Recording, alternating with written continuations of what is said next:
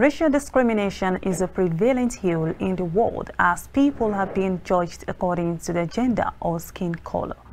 Today is set aside to serve as remembrance for everyone that have undergone any form of racial discrimination and embrace one another in unity regardless of race. Our correspondent, Ruth Aluko, gives us details on this. The United Nations proclaimed March 21st as the International Day for the Elimination of Racial Discrimination to encourage people to disown and disregard racism. The concept of racism, which some call it racialism, is basically the concept of human inequality. And looking at, we studied how it came up, you understand that dated for quite a long time, that people believe there should be a class of people. It can be occasioned by their appearance, it could be occasioned by their attribute, by their intellect. Youth Standing Up Against Racism elaborates that there is no need to disrespect anyone else regardless of race. Of course, it's definitely going to work. Definitely, it's going to be an improvement. You have youth coming together to talk against racism. The United Nations General Assembly, declared that every human being should live freely. Every human being should have the same right. That is the United Nations General Assembly Declaration. So going by this, the youth should take it up. There should be more awareness. There should be more, position taken by the youth.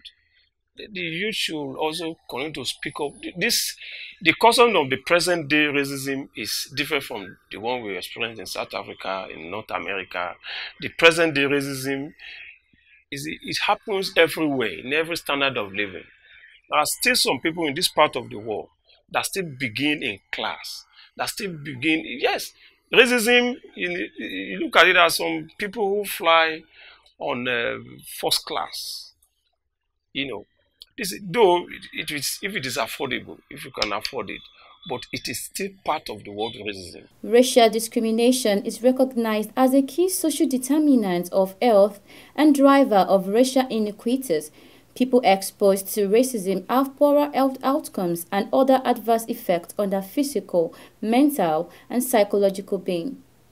Many are now grappling with an increase in disruptions to their education, diminished employment prospects, and limited ability to participate in public life, which demise their individual and social empowerment.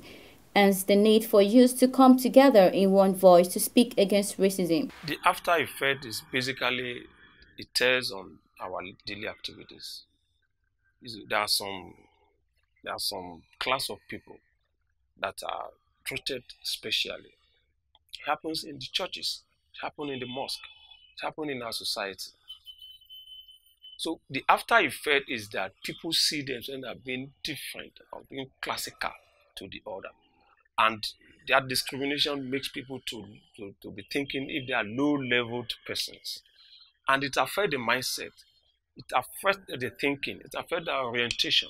Yeah, the government should have more policy that will reduce discrimination.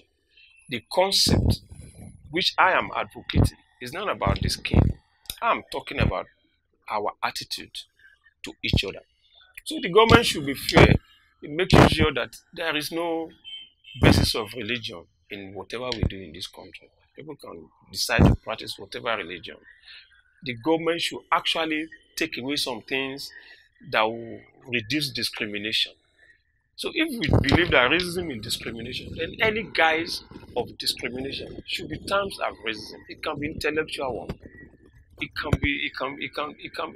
has become systemic this time around. So we are not talking of the physical. We are talking about how we live our life. This day should be a focal point for youth to shun all manner of racial discrimination, as this will help to curb racial prejudice and intolerant attitudes, and likewise foster a global culture of tolerance, equality, and anti-discrimination. Ruth Aluko, reporting for KAFTAN TV News.